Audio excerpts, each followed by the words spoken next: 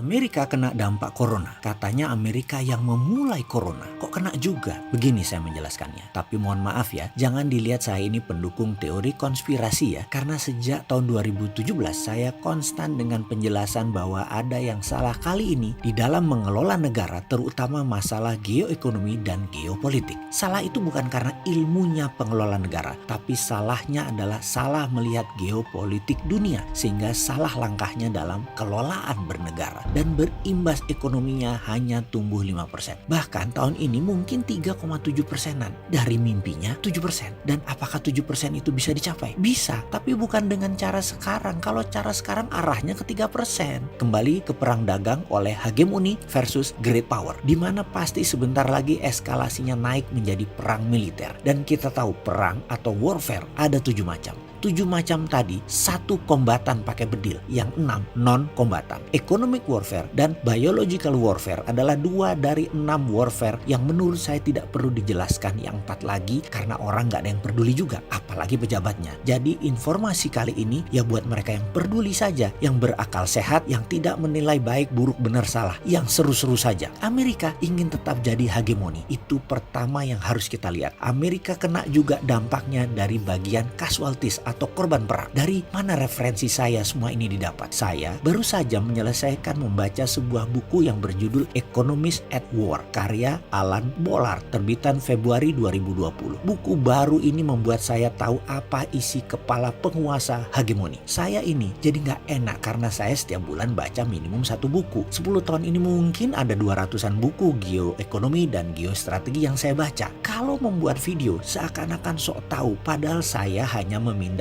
ilmu sedikit ini ke sahabat semua tanpa niat apapun. Kasian kalau bernegara tanpa ilmu, hanya ilmu insting. Instingnya nggak makan pengetahuan lagi. Lalu di sekelilingnya bukan think tank kaum cendekia, hanya kaum oportunis ekonomi dan politikus. Kita jadi malu kalau dibandingkan dengan para think tank negara lain. Kembali ke topik setelah nyinyir. Maaf loh ya, nyinyir itu hanya untuk memancing emosi agar informasi dibaca atau didengar sampai selesai. Dalam buku tersebut kita bisa melihat bahwa bunga bank akan jadi 0. Saya ngakak bacanya karena MMT memang dipakai oleh Trump kali ini untuk printing money, menerbitkan dolar new value. Dan untuk menerbitkan dolar new value, Amerika perlu perang. Uang dolar lama dicetak sudah ribuan kali dari sektor real nilainya, alias kertas lebih banyak dari underlying bisnisnya. Sama seperti tahun 2008, kertas dicetak lebih dari 100 kali jumlahnya dari nilai properti yang dibangun. Karena itu harus di-reset value-nya. Di-bail out semua keuangan dengan printing money baru.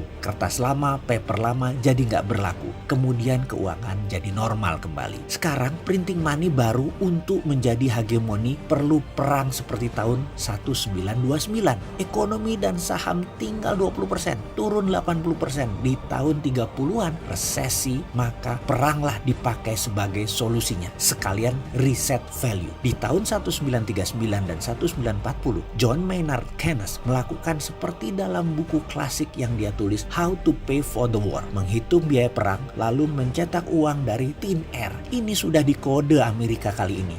By all means, Amerika pengen jadi penguasa dunia, maka menghancurkan lawannya adalah dengan warfare. Karena itu pejabat sekarang orang baik semua, sederhana, cita-cita mulia, tidak pernah berpikir apa itu economic at war, tidak sadar bahwa beda kelola negara dalam kondisi perang. Ini bukan kondisi ordinary atau bukan kondisi biasa, tetapi kondisinya sudah extraordinary. Perlu otak sontoloyo, perlu no box, bukan out of the box, perlu no box, dan harus berani. Jadi mulai paham kan sekarang mengapa saham dunia anjlok dan mereka punya solusinya. Printing money pakai MMT. Masih nggak percaya?